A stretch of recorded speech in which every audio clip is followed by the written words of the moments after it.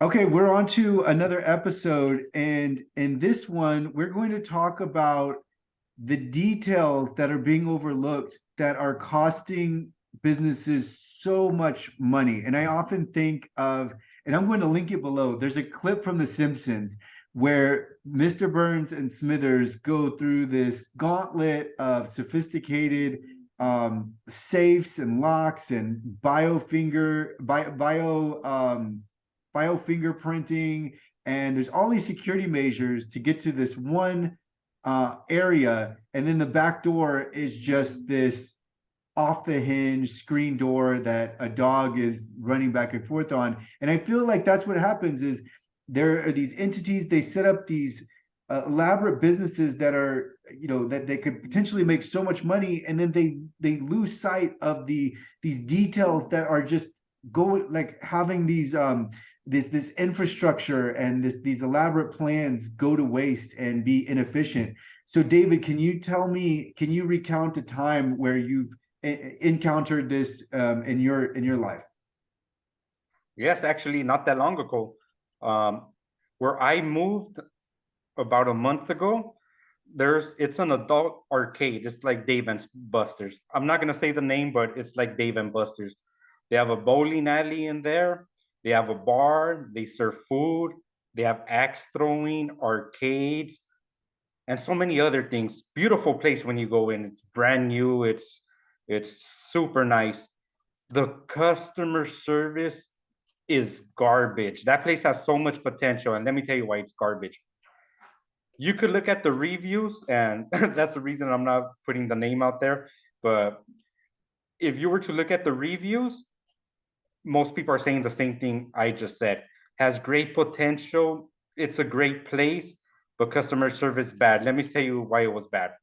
So one night we went, me, my wife, my two kids, and we're upstairs just hanging out. So we're waiting for someone to come take our order. Whenever a waiter would pass by, oh, we wanted to order food. Oh, someone will come to you. Okay, 10 minutes later, another waiter. Oh, we wanted to order some food. Oh, this isn't my area. Someone will come to you. Half an hour. And 30 minutes did pass. We're right there. As two more waiters. Like, there's two floors to that business. A waiter, like, they don't have their aerials. They just go like crazy, left and right, up and down. And it took for the bartender, it's a lady, bartender, to leave the bar, which there was a lot of people there ordering drinks. Oh, has anyone helped you? No, we've been waiting half an hour. Oh, I'm sorry. So she gets our order, and she didn't have to do that. She is a good employee, right? Same thing when you're entering. First thing someone should do is, hey, how are you doing? Is it your first time? Because you don't know what you're doing. There's people at the door, employees just chatting with each other. You pass by, they don't say nothing. You go up to the cashier, you're looking at the bowling, at the games, you don't know how it works, and they're just quiet. They're not even asking you, oh, how can I help you? You have to tell them, oh, I wanted to do some bowling. Oh, well, how long do you want? How does it work here? Well, how long do you want? So I'm about 3 games. No, we go by half hour, 1 hour, 90 minutes. Okay, I didn't know that, right? Most places you go by game. How many games do you want? But that place is bad. They need to get a system in place. I don't know. I don't know if the owner has no interest in making more money, or what it is. I'm surprised. But you need to have your waiters in order. You need someone greeting when you go to the cash register. In fact, not only should they tell you what they offer, they should, to me, always try to upsell you, right? Oh, if you get the 60 minutes of bowling and this, it comes with a free meal. Because I did see something, if you get an hour of bowling and a meal, you get like a free $20 arcade card.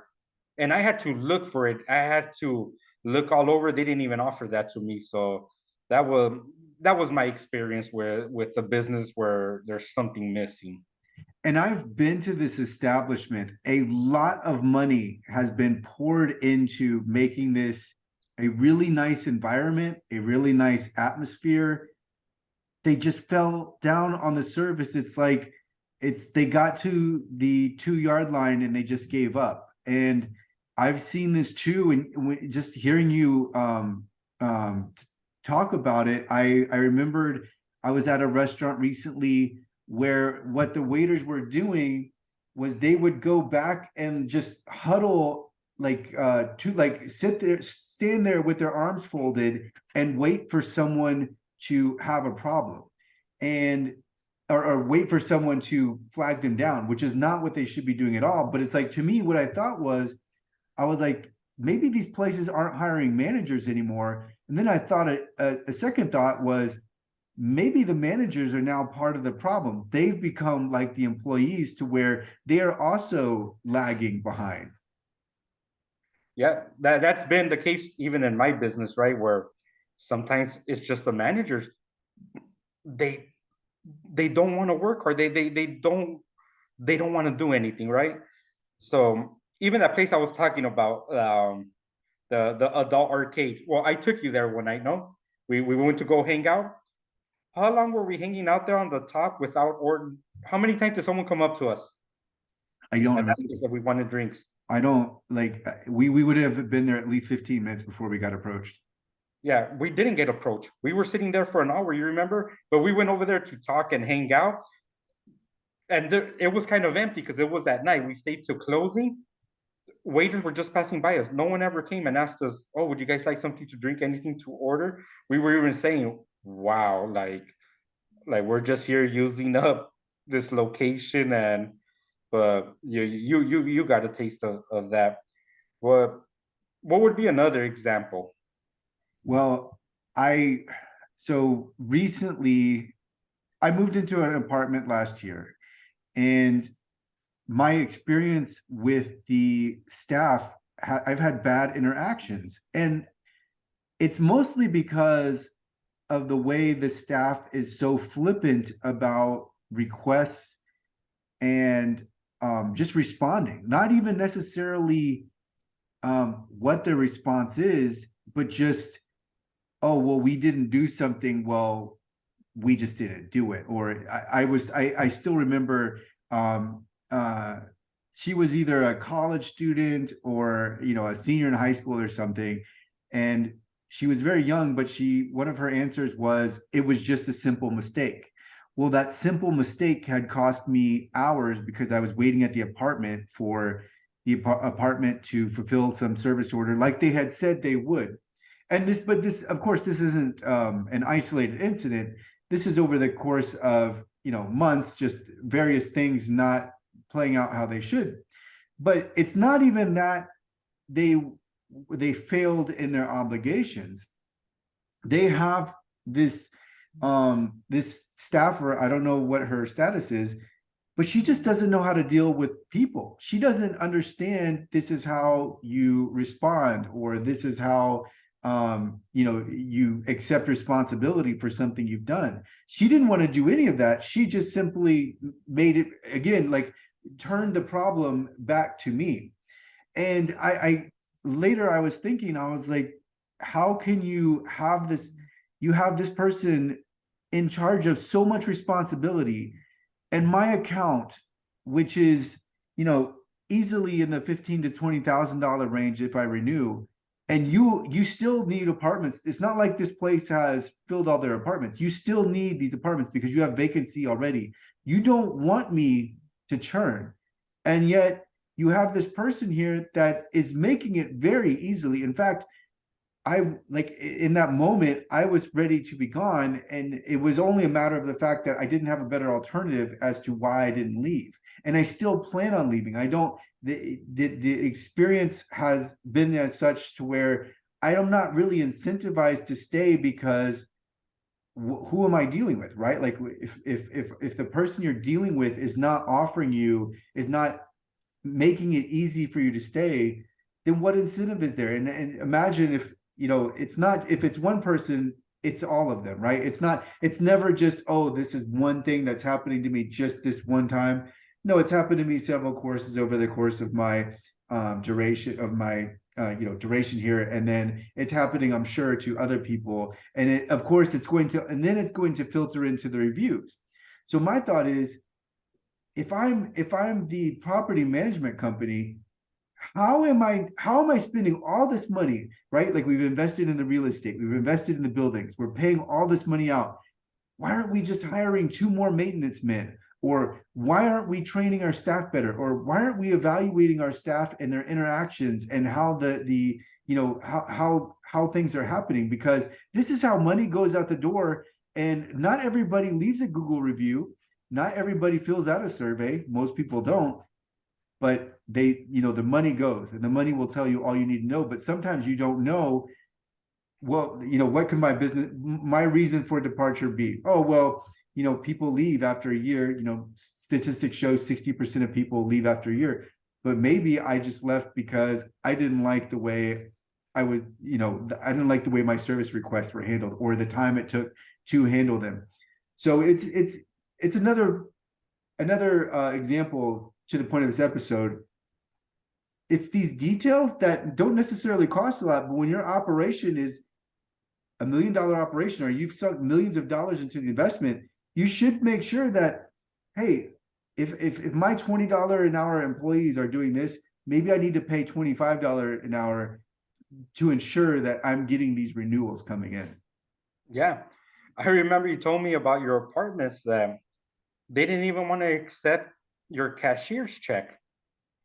They didn't want to accept the check, right? And then They they told you, don't, why don't you pay online like everyone else? yeah, they don't like me paying with my personal check.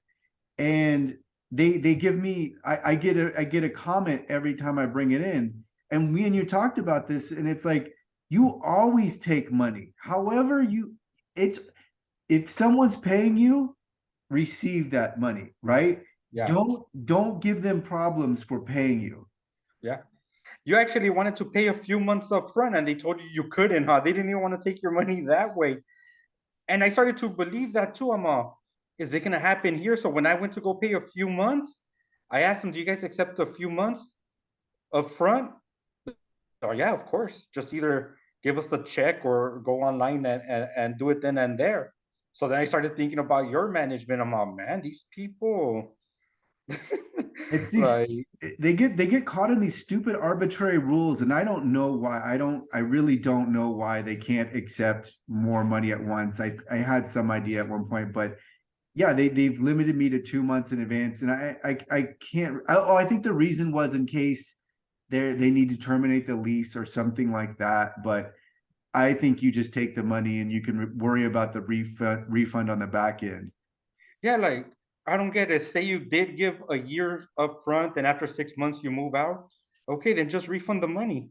That was basically a free loan, interest free to them. Like, why wouldn't you do something? But the thing is, you want money for the business. That's your job as a representative. Like when you have a job, you have the reality is you have one sole purpose is to make the owner as much money as possible.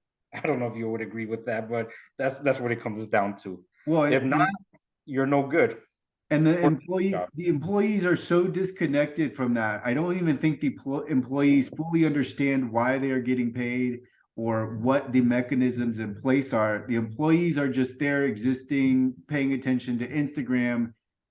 They're just saying, I'm collecting a check, but they're not thinking about how they fit into the puzzle. And so therefore they don't really care if they leave someone on a sour note, because it's like, well, I'm getting paid regardless, and I don't understand. I mean, I don't care, and that nothing will happen to them unless someone higher up realizes what's going on with more incentive to, hey, we need to get these renewals coming in.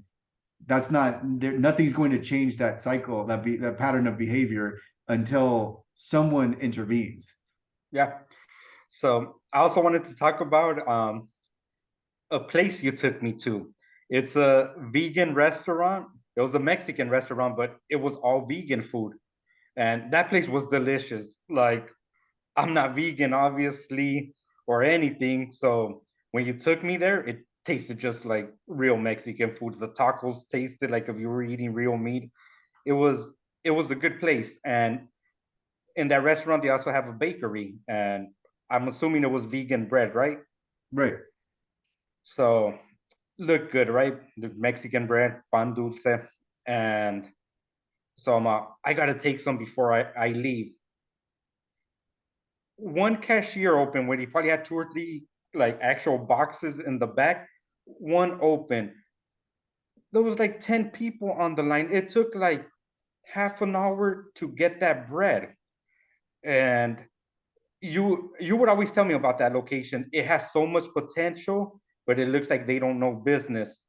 And then you told me a story. I don't know you want to say it about the salsa, little cup of sauce. How much were they charging?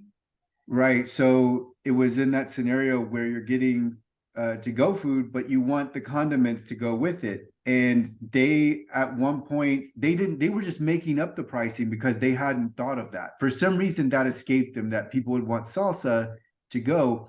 And so one time I asked and they were just like, it's $1. And then we're talking like one of those, like, it's like, looks like a thimble size container.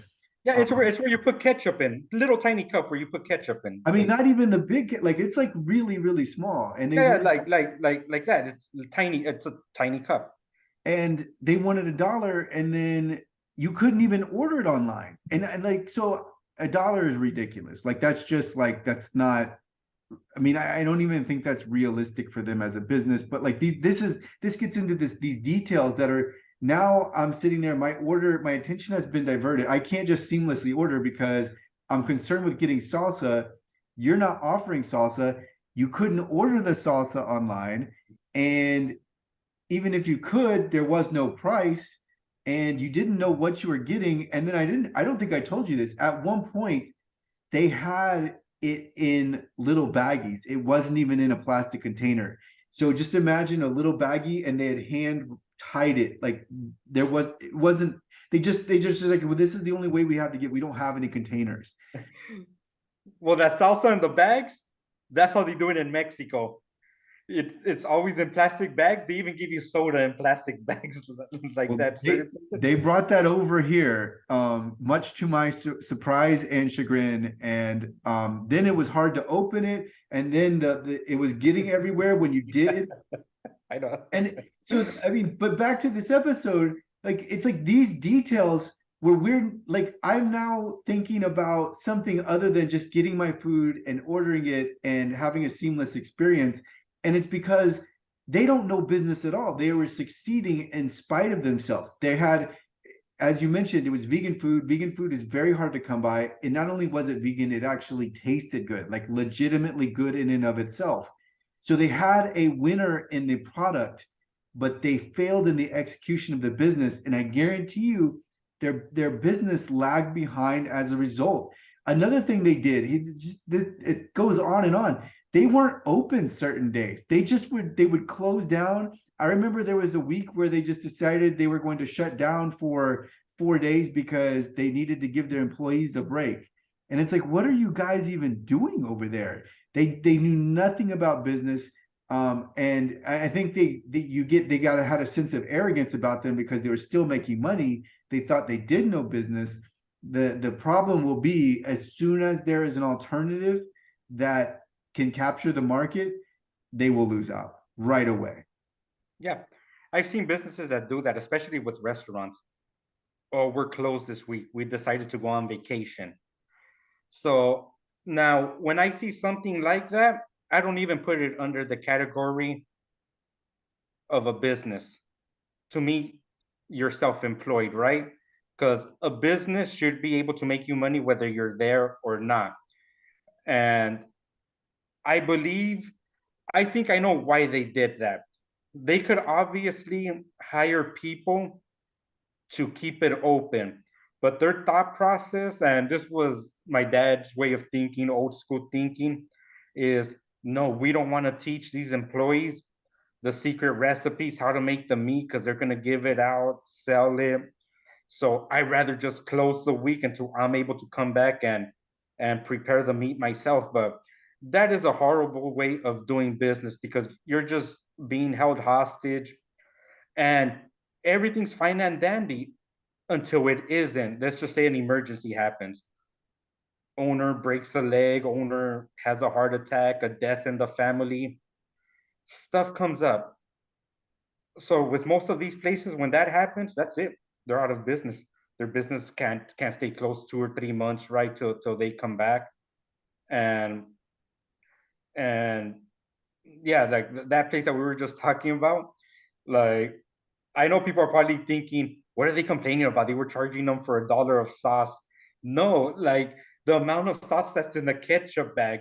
And what Kris didn't say is that this sauce, you get unlimited sauce while you're eating there. You could get a whole bottle, eat it all, it's free. But for some reason, to get a ketchup pack size of sauce, they thought, oh, let's charge $1, $1.25. It's like that was just someone's idea then and there. Hey, we could get away with it. Let's get away with it. And that's someone might have paid for that, but then in their head, they're not gonna go back because you could charge more for any food, but that just seems like sketchy to me. Right. It's too disproportional and it's way out of whack because even if it's not an affordability thing, it's just like something is off and you really don't want to have any type of friction like that existing. And they could easily charge less for their hot sauce and get away with it. But this is not to complain. This is to illustrate that these are the kind of things that are going on and on. I stopped thinking about this place. All I did was I just stopped going there. That was really what ended up happening. And that's what's going to happen to these small businesses that don't understand what they're doing. It's not that you're going to get bad reviews, but eventually the worst thing will be not that they're complaining, is that they stop caring.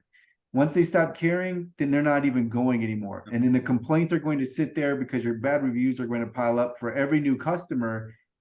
That initial bad experience is going to carry over onto your reviews. And then it's just going to end the business altogether because people are like, well, I mean, I look through reviews and reviews are very important to me. I know that's not everybody, but you can keep a lot of people away from your establishment just by having bad reviews. And I know this was a common theme.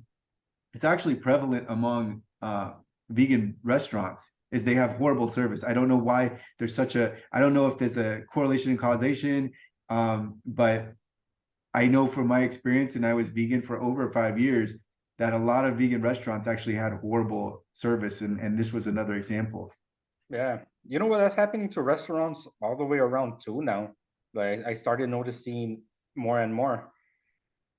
And well, I remember you loved that place. And I remember when the price of salsa just went up, like it just didn't make sense. $1, 125 for the salsa. But I remember when you stopped going, you had to, like you would go a lot. You had to drive out of your way to get there, right? About what? 45-minute drive or something, 50 minutes, or I don't know. Right. It was a long drive, and sometimes and they had very limited hours too. So sometimes those hours the drive would be longer just because the traffic was there. Yeah, yeah. And there was one time you showed up, right? And you see, oh, they decided to close for the week for whatever reason.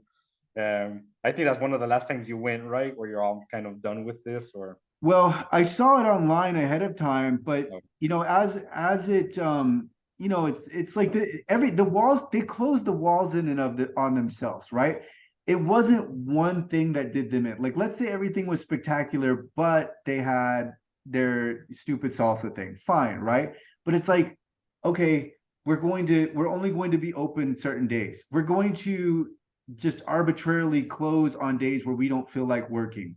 We're going to give you bad service. We're going to make you wait in line. We're going to have salsa and baggies. We're going to get your order wrong. These are all things that happen. And eventually it just stacked up to the point where it was like, you know what? Maybe I don't want to not only pay for this, but then have to drive all that way. It's a lot of effort. And I was making it because their food really is that good. It was that good. yeah. And especially being vegan, there's not a lot of really good tasting food. Let This alone was, like that looks like Mexican food, just the way you described it, it was like, wow. yeah. And I even like took you there. We took some other people there. Yes. I've taken a lot of people there and exposed them to a lot of people that would have never known about them, and they just blew it. And this is an example of like, you've got something, and you were talking about, it's no way to limit yourself because you're afraid of like someone learning the secret recipe or whatever. This was a business, and we talked about this. This was a business that could have gone the opposite way. They were so good, they could have turned into a massive chain. And I have no doubt in my mind about that. Oh yeah, no doubt. Because when you took me, there was a lot of people before us, a lot of people after. And it's funny, because me and you always talk business, and I remember what you said. I'm like, yeah, he's right. This could definitely be a franchise, right? In fact, I'm still gonna go one of these days because I want my daughter to try the vegan menudo. But yeah, even when I was there, I didn't enjoy the service. Right. I didn't enjoy this, but the food was just delicious. But back to our point, like I think a business like that could really thrive, and maybe they're just happy with what they make, right? Owner takes a paycheck, family members that work there make a paycheck, they're happy with that. And I think as a business owner, you have to look at the details, and you have to go in there and look at, like, even if you're doing okay, right? Like, there's a lot of businesses, they don't realize it. They succeed in spite of themselves. Obviously, that was an example, but there are others too. Or they're doing good, but they're not doing great like they could. And it's a matter of discipline in your business and just looking for those higher standards. The other day, I was in front of a series of stores and restaurants, and there was trash just littered all over the place. And it's like, do you really want that to be the initial? You have this building that you're leasing for, let's say, $10,000 a month, and yet you're just letting trash fly by in front of your storefront. Nobody wants to go to that. Or you've got people that are smoking in front of your restaurant. These are examples that have happened to me in the last week. These are creating bad experiences with the people smoking in front of the restaurant. I literally almost turned around. I almost turned around because I hate smoke that much. But it's these things that can make the difference, especially when you think of the primacy effect. Because when people are giving you a try, if you have a bad first impression, that could be it for you forever. Something that scares me now is to recommend a place to somebody. Like, customer service is getting so bad that one day they do everything right, the next day you go, they kind of treat you like crap. So I got scared to recommend people because it's already happened. Go here, the service is great, food's great. Then family member or friend comes back. We went over there, they were disrespectful, they were rude, and it's like you have to be consistent in your business. Something we do, I won't go into detail about what we do because it is a secret, but we do something that's called the red carpet treatment. That's when you come in and you're gonna treat the customers like royalty, give them an experience.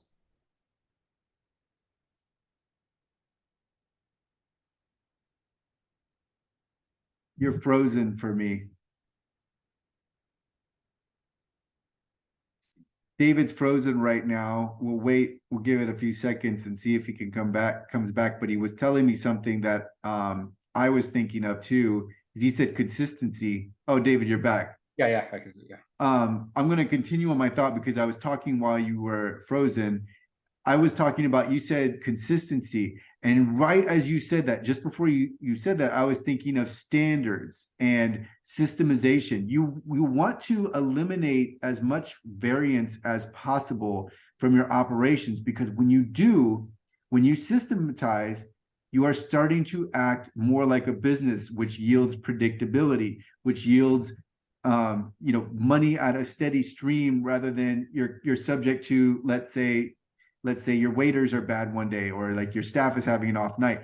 There should be a standard level, a minimum level that you are hitting regardless of how anybody feels or whether someone's sick. we saw businesses that were having days where they couldn't even operate because people weren't showing up to work. Yeah. It is so difficult to withstand that type of inconsistency and unpredictability, because if you don't know what's happening, imagining your customers experience, right? They don't know what's ever going to happen, and how can they, like you said, how are you going to recommend someone? Why am I going to come back if one day everything is great and then the next day everything is horrible? Yeah, yeah. And that's been the case in a lot of places lately, where service is great one day, the next day it's like, whoa, what's going on? You got to stay consistent. What do the major franchises do? They're consistent, right? Let's just say we go to McDonald's. The food, to me, it tastes like crap, you know, but they're consistent. You go, it's gonna be quick, it's gonna be at a fair price. They stay consistent with that. If I go somewhere else, I sit down, one day they serve me in 20 minutes, another day it takes an hour, right? And you don't know what you're gonna get, but consistency to me is very important. And a lot of small businesses, they lag on consistency. A lot of business, even big businesses, I'm saying that is a problem with small business.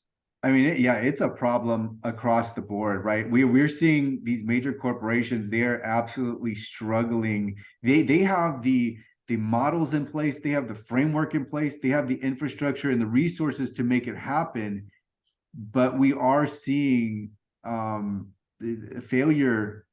It's just on the human side, right? Like there's just less accountability, less discipline, and I'm sure there are multiple angles from it. It's not all from the employee side, it's not all from the business side, but the results are, you and I both, and we live in DFW. This is one of the biggest areas in the biggest population, one of the biggest populated areas in the United States.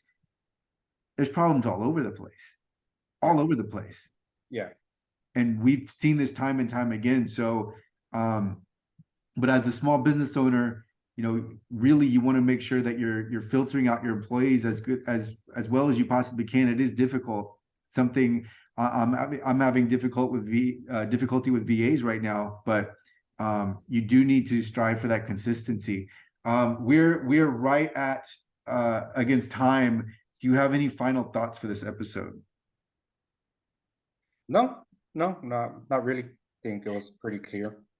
Okay, and then so the two main things that we hit on were the details and how oversights can cost you so much money, and the oversights not being anything major. You've built up this establishment and you've poured so much money into it, time, money, energy, and then you let it go all by the wayside because let's say you have let's say your building is uninviting, you have bad employees, you have bad service, and these are things that don't require that much capital investment relative to what you spent, but you're letting what you have built go to waste in a sense.